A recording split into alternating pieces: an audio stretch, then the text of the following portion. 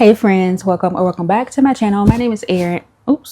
My name is Erin, and I'm so excited that you decided to take time out of your day to spend with me, because today we're doing a reading vlog where we read books with chronic illness and disability representation. It is Disability Pride Month in July. Don't know if this video is going up in July, but I read these books, and so that's all that matters. We need to be reading this representation all year round.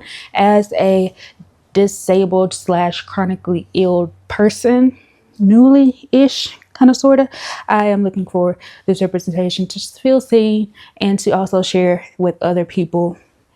Yeah, basically that's it. So let's go ahead and hop into these books.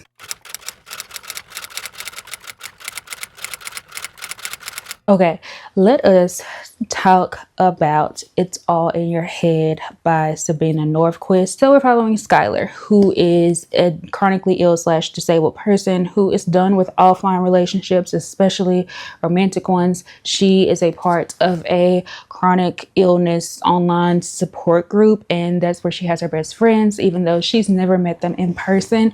This is a big part of her life. She is kind of like a moderator of this group, and so people have told her she's high maintenance, she is unreliable, all the things, she's too much, and so she is just playing it safe to keep her heart intact, and focusing on the people in this group who can relate to her and understand what it's like to try to move through life as a disabled person.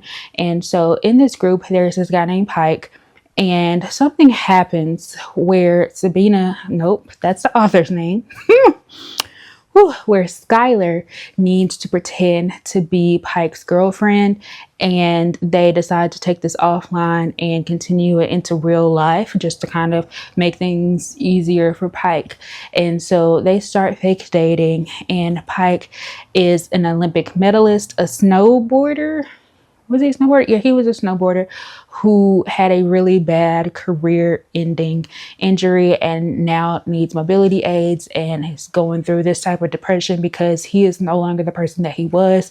He had defined his life by being a snowboarder, and now that he can no longer do that, he is trying to figure out who he is, what's next, what he wants to do, who he wants to be, all those things. He kind of learns how to deal with his own ableism and realize, it's okay to be disabled. Your life just looks different than it used to. And so with the relationship, it gets cute. Okay, their friends and side characters also have different illnesses and different disabilities, and I feel like there's some kind of representation in here for everybody. If you got a little something extra going on, and I absolutely love that. I freaked out when this book talked about conditions and symptoms and things that relate to me and my everyday life, and I was freaking out. Lex, they're doing this. Lex, they're talking about this. Lex, this. Like, yeah, it felt good to see other people dealing with some of the things that I deal with every day, because I felt like Pike was very relatable. Because when you first kind of come into these diagnoses, your life does kind of change, and you realize you are not the person that you used to be, and kind of reckoning and dealing with who you now are, who you want to be, and just like all the things. Okay, this book, if you can't tell, I rated this a full 5 stars. This is one of my favorite books of the year easily, and maybe even of all time. I don't know. I have to sit and think about it. But yeah, I just loved everything about this. There was like a third act breakup, but I didn't mind it. I actually saw it coming. It just kind of makes sense with the situation. But I think that it was rectified in a really cute, grand gesture type of way. And yeah, I enjoyed everything about this book, and will start recommending it and screaming from the rooftops about it. I just think that, yeah, it definitely gave a reality, shows the real reality of a person living with chronic illness, living with disability, having to go to a million doctor's appointments, having to go to the doctor, not getting answers, doctors not believing you. So I would, kind of check the content and trigger warnings in this, because there's medical trauma in this and some other things as well. So if you're not ready, I would kind of wait until you are, to kind of check this out. But if you have somebody in your life that has chronic illness or a disability, and I think this is a great tool to kind of help you know how to best support them and how to not say offensive things and how to just not be an asshole. Okay? Because it's hard enough dealing with you changing as a person and you realizing you're not the person that you were before all these different illnesses happened. But then you have to deal with other people also dealing with you not being the same person. And sometimes people don't care. They want you to do what they want you to do.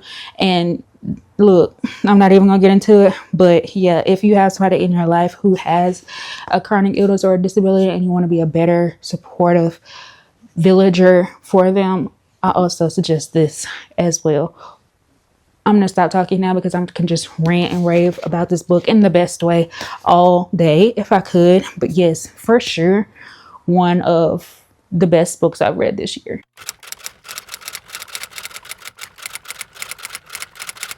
Okay, y'all, it's time to talk about Royal Pain by Marina Hill. And in this, we're following Maya, who is a princess, and the media has dubbed her to be the it girl of the decade when they are not calling her a train wreck. They don't notice the record-breaking impact on environmental protection or her humanitarian work.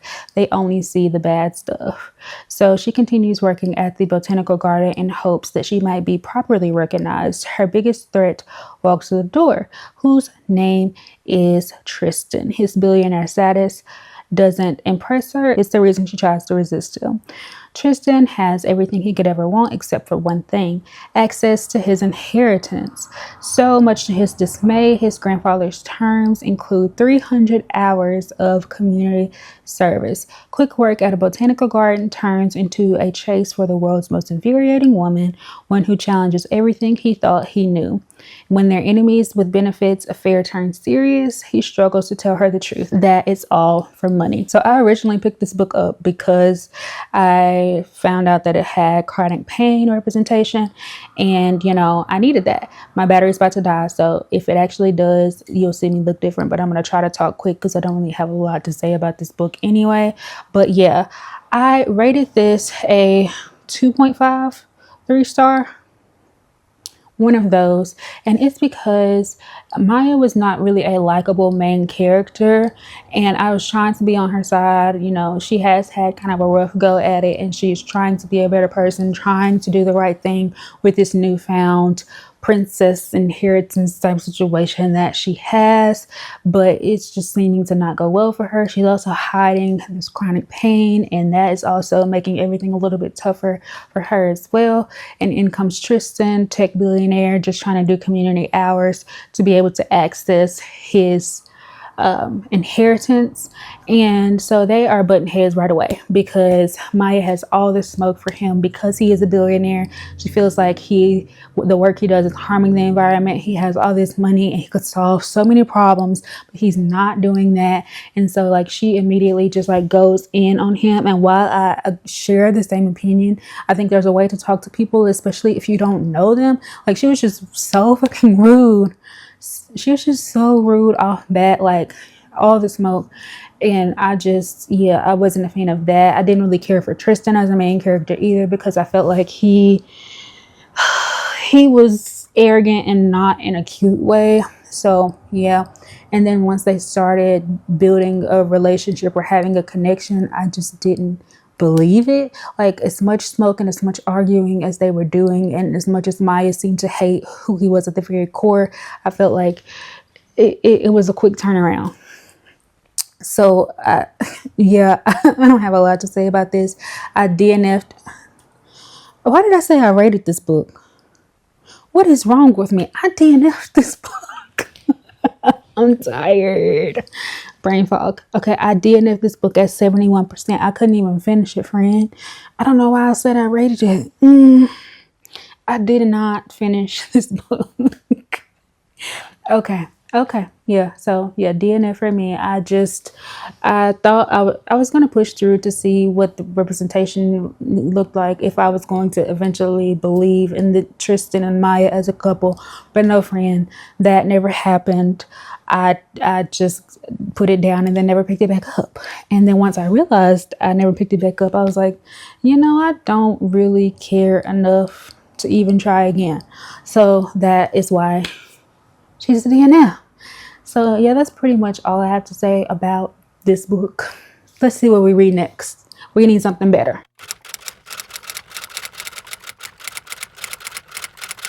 It is time for us to discuss Not Safe for Work by Nisha J. Tuli. And in this, we're following Trish, who is an engineer at this company called WMC Purcell. She's dealt with years of white male privilege, nepotism, all the things. And most recently, she has been looked over for a promotion that she felt like she earned because it was given to the boss's son, whose name is Ralph. Not Ralph. Ralph.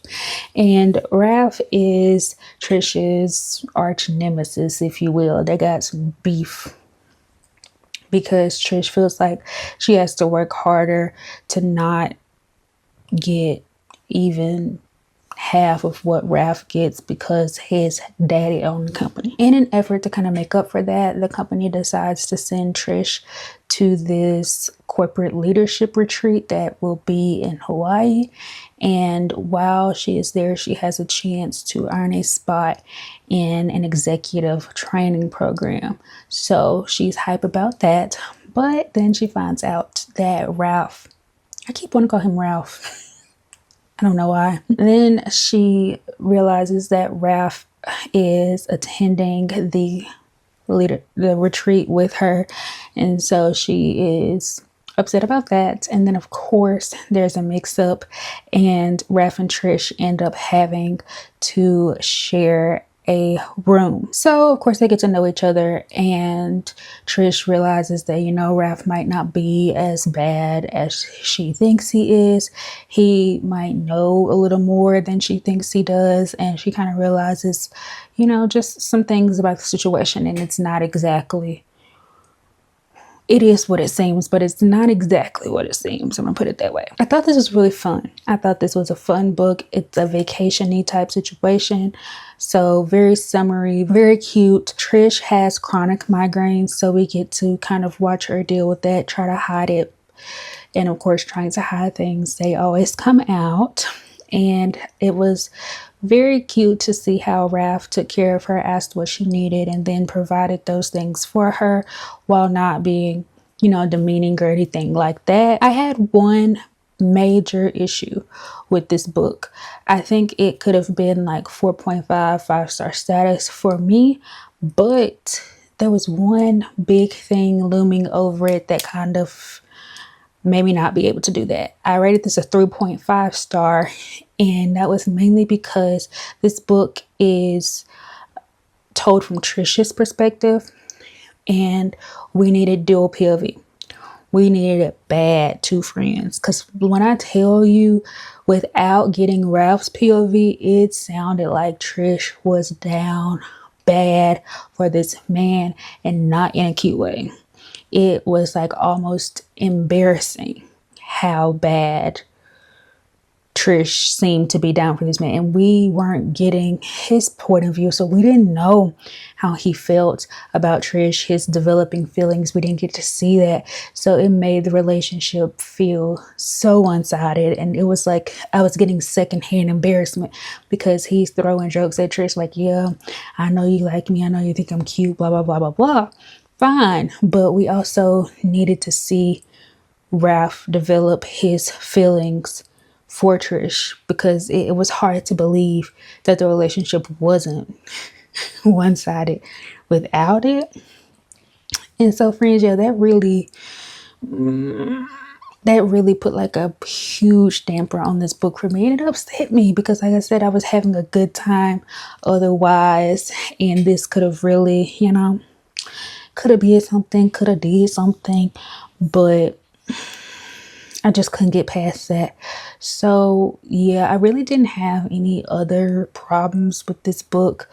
I don't think. I can't really think of anything on the top of my head. So yeah, I would recommend this. Like I said, I still gave it a 3.5. It's just some romances need to be dual POV. I'm just saying. And this was one of them that really, really needed it. So yeah, I think that's all I have to say about that. Real quick, real cute.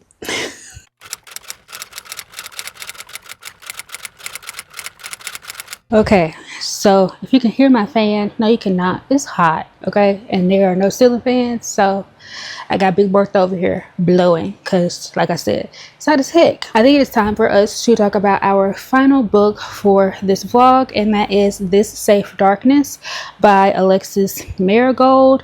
This is the first book in the Souls and Shades series. It's a dystopian romance. You know, those are all the rage now again, and I'm okay with that. So in this one, we're following 30-year-old Aurel, and she knows that the best way to avoid death is to play by the rules of a society that only values women as wives and wombs. So even though it would be nice to reclaim her dream life that her ex-husband stole from her, she'll gladly settle with a loveless engagement that exempts her from being among the 10 unwed childless women drafted for the annual hunt.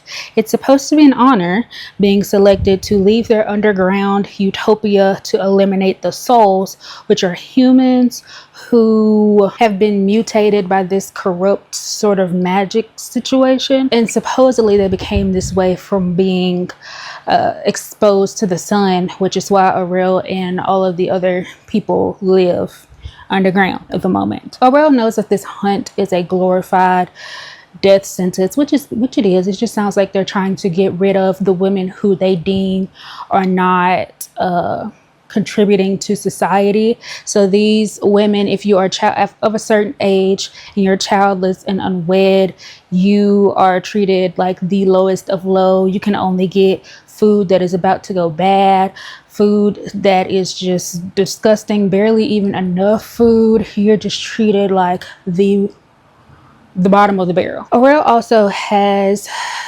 some issues going on with her body. She isn't able to conceive children. I think she also has chronic migraines. She meets this guy in a situation, I'm gonna leave it vague like that, and doesn't know who he is. He ends up helping her out. She doesn't really know why, but then Aurel is drafted for the hunt because of course she is, and this same person some kind of way ends up in the hunt with her.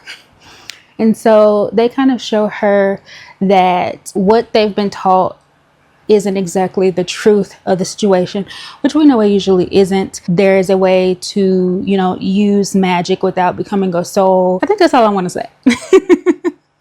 I don't want to say too much, and I think I'm going to end it right there. So I liked that the chronic illness wasn't really like at the forefront of the situation, the story, I guess. But also I would have liked to learn more. It was just kind of mentioned here or there when it became relevant. And then after a certain point, it wasn't relevant anymore. So it really wasn't mentioned. Yeah, I just don't know how realistic that is. But I mean, this is a fantasy book, so whatever. Aurel as a main character was someone that was easy to root for. You wanted the best for her. You felt bad for what actually happened to her because the situation was messed up, friends. Like, what happened to Aurel was messed up, okay? And there was a situation that happened where, and I'm going to be, of course, vague about this, as vague as I can to make it make sense, but also not give away too much. But there was a situation where the ex-husband came back, and it seemed like for 2 seconds that Aurel was gonna take this man back. And I was fussing at her. I was mad because I'm like, you are not gonna take this man back, sis. Like, he did you so dirty, and you even considering taking him back? Like, we wouldn't even be having a conversation, period. But the fact that you thinking about it, it pissed me off, and I was ready to throw my Kindle, but luckily that did not happen. I rated this a 3.5 star. I thought that it had some good plot twists as far as like the political things and, like, you know, finding out the truth of the situations of it all. The ending was, look, I had forgot for a second. Hold on, the ending might have did something. It might have did something. I don't know if I am interested enough to continue on because I think this book just came out this year. Yeah, this just came out in February, so it would at least be 2027 before we get another one. And I don't know if I'm gonna care enough by then, but once the synopsis comes out, it might get me. You never know, it might. I thought this was pretty good. pretty good, but I don't know if it's like memorable. I do, however, like seeing chronic illness, chronic pain, disability rep in fantasy. I just think like, yeah, people create fantastical worlds and still decide to put in people with chronic illnesses and kind of, you know, let them show that, you know, we still badasses despite all of the things going on with our body. I think makes me feel good. And I love to see it, and will be on the lookout for more. With all of that being said, friends, that is the end of this video. I hope that you enjoyed it. Let us do a quick recap of what we read. We had It's All in Our Heads, which is a new favorite of mine, 5 stars, no notes. Then we had An Unfortunate DNF with Royal Pain by Marina Hill. We had a 3.5 star with Not Safe for Work, and then ended up with another 3.5 star with This Safe Darkness.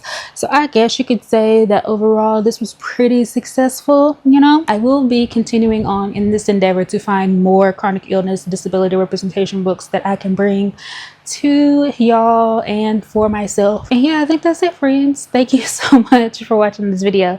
Thank you for liking, commenting, sharing, subscribing. Anything that you do to support me and my channel, friend, I greatly appreciate it. I hope you have the best day that you possibly can. Remember to take care of yourself, and I will catch you in the next video. Bye.